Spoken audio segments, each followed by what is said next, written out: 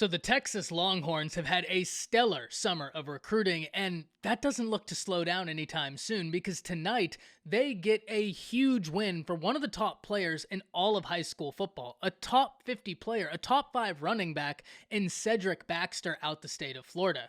Tonight, we need to talk about what this means for Texas, what Cedric Baxter brings to the table, and everything in between. But before we do, as always, y'all know the drill. I need to hear from you. Hop down to the comments. Y for yes, N for no. Are you excited that the Texas Longhorns land Cedric Baxter? And let me know what you're thinking. If you are new to the channel, be sure to subscribe. Hit that bell notification as I do constant college football content. You don't want to miss any of it. And if you enjoyed the content, like and comment down below, as those interactions may seem small, but they truly are massive for content creators such as myself. But having said all that, let's jump right into this. And first and foremost, let's talk about what Cedric Baxter brings to the Texas Longhorns, because this is one of the nation's top players, coming in at number 48 overall, regardless of position, and the number 4 running back per 24/7 Sports composite. This is a player that has a ton to be excited about. When you turn on the film, there's really no shortage of things that I think the Texas staff liked. The one thing that really stood out to me, among several other things, but the thing that was instantly noticeable to me, was his burst. He has the ability to put one foot in the ground and instantly be back up at top speed. While everybody else is still gear shifting trying to match him, he's already in 6th gear gone. It's the reason why in so many instances when you're watching his film, you'll see by the time he gets to the line of scrimmage, he looks like he's moving at a completely different speed than everybody else on the field.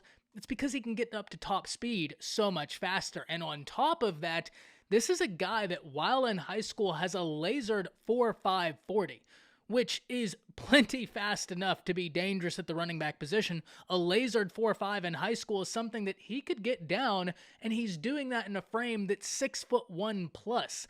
This is an incredibly explosive athlete, an incredibly explosive running back, and for good reason why he's a top 50 player in the nation. And depending on where you look, scattered all throughout the top 5 running back list. He is absolutely worthy of the rating. And the other thing I really like that he brings to the table is his balance. Because it's one thing to have the burst he has. It's another thing to have the long speed he has in a frame that's 6'1". But when you have all of that in a package with supreme balance, now you're going to be someone who's really difficult to stop. Because on more than one occasion, I watched somebody hit him in his lower body, and they moved far more than he did. He just kept right on going because he has supreme balance. That's something that I think is going to translate to the next level and really give him a leg up in the competition.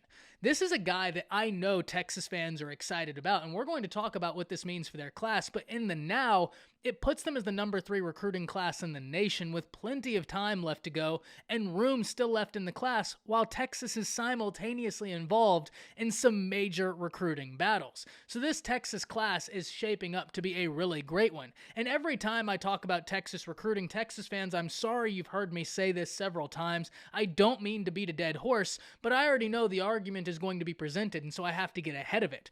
There are going to be those that say, yeah, but Texas always recruits well, so how is last year and this year any different? And while you're not wrong, Texas has historically recruited among the best colleges in the nation. It's the cohesion that the classes Sark has put together have that I just didn't see out of the previous regimes. Whenever we look at last year, they identified a need in that offensive line and then went out and signed arguably the greatest offensive line class I've ever seen. If you're not arguing for that Texas class last year, you're probably arguing in favor of the Alabama class from 2021, who, by the way, both of those classes were assembled by Kyle Flood. So at the end of the day, Texas still has who might be the best offensive line recruiter in the nation based off of the previous 2 classes he's put together. That guy can flat out recruit. But it's everything on top of that. It's the cohesion. You look at it and you can tell the Texas Longhorns have identified several needs. On offense, we can talk about the offensive line. Defensively, in PK's scheme, that edge position is of paramount importance, and they went out and got several guys that Texas fans are very excited about. And that's the reason that when you miss on a Colton Vasek, someone who, let's be very honest, in a perfect world, Texas fans would love to have him part of the Longhorns. Not only is he an Austin kid, he's a legacy and he's extremely talented.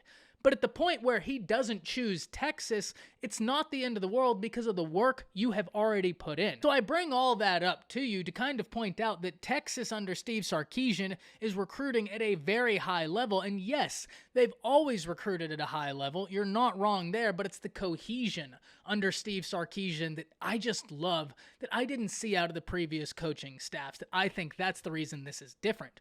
The other reason this is such a great win for Texas is because they were able to get Cedric Baxter out of Florida. And if you've been paying attention to recruiting right now, Mario Cristobal going back home to Miami has really ignited a fire in Florida, and he's been able to win a lot of battles for some of Florida's most talented players. Another guy in the state of Florida, Billy Napier with the Florida Gators. They've really come on in the latter portion of the summer.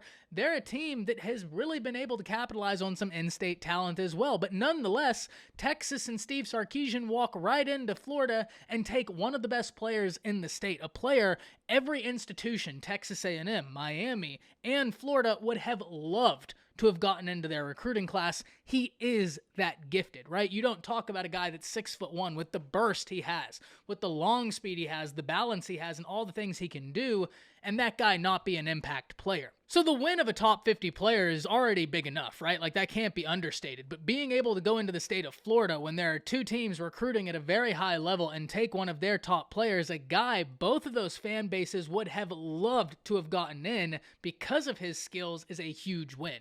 But whenever we look at the totality of circumstances, that's where this Texas class gets impressive.